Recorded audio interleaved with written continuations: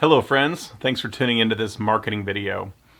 You know, when you think about marketing, it's all about telling stories. Like if you watch an ad on TV and there's this guy mowing his yard and afterwards he drinks this really crisp, cold beer, the story there is, hey, next time you mow your yard, wouldn't you like to have one of our beers to drink?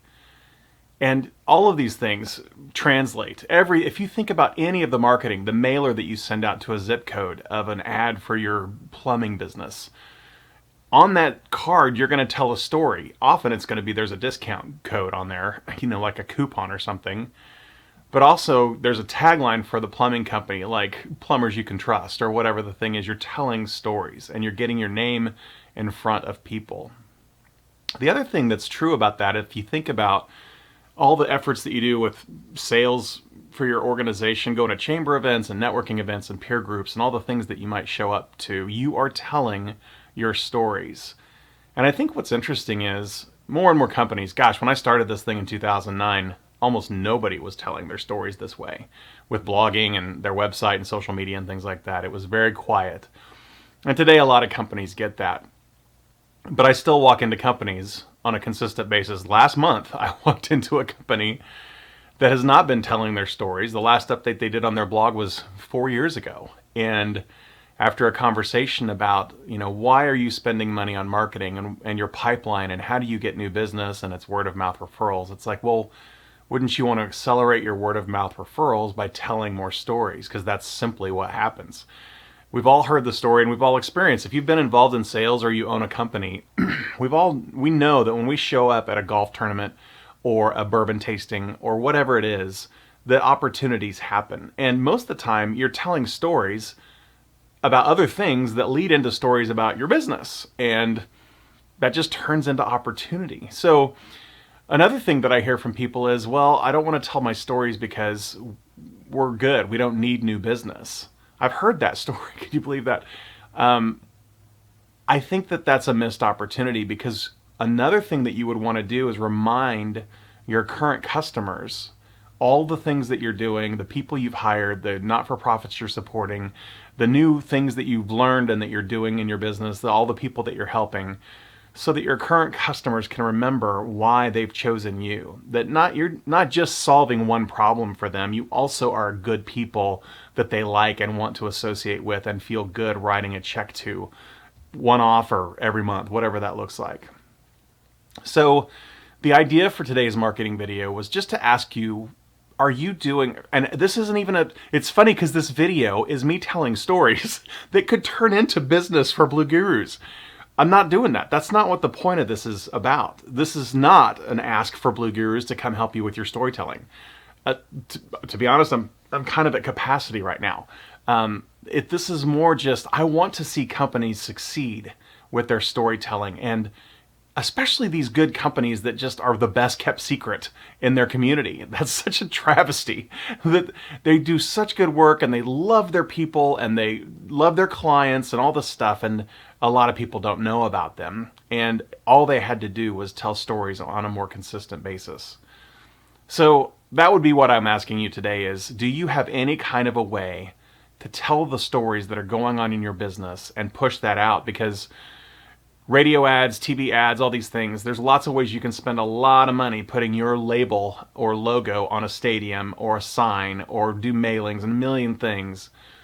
But telling a simple story that lives on your website and pushing that out to social media and maybe through an email campaign, if you have something like that going anyway, is the best way to remind people that you exist and that you're doing good work and that you care enough to tell people that story. And that's my hope. That is my hope. It's worked for me for, I've been doing this 15 years now.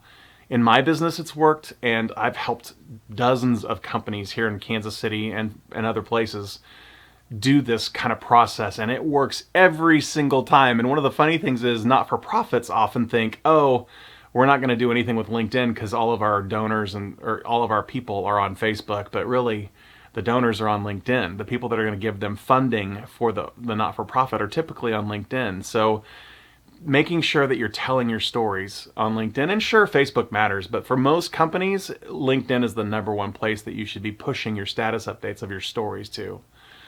And that's just one of the things I wanted to ask you. Are you doing that in your business today? Do you have a center of excellence in your company where you are telling stories on a consistent basis?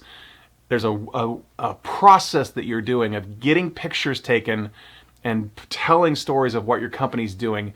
It can help your internal staff knowing what's going on in your business. It can help your current customers to know remind them why you're doing business together.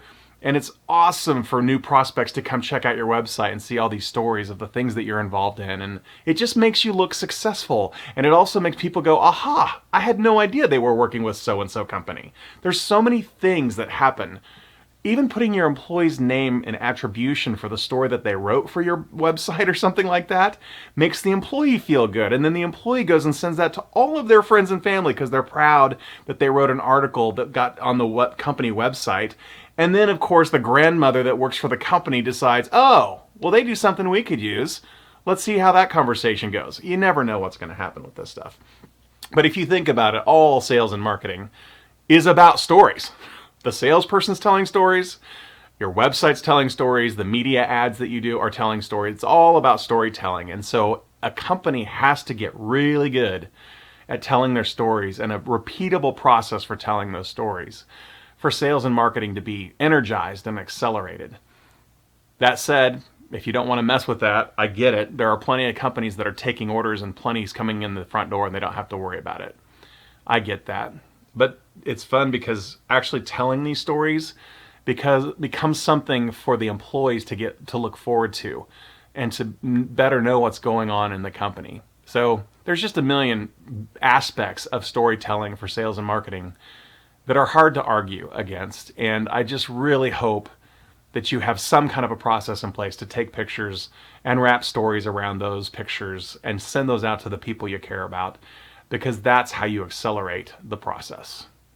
Thanks for tuning in for this marketing video. I hope you found it helpful, valuable. I'd love to hear in the comments below if you have any feedback on this stuff. And I'll see you next time. Have a great week.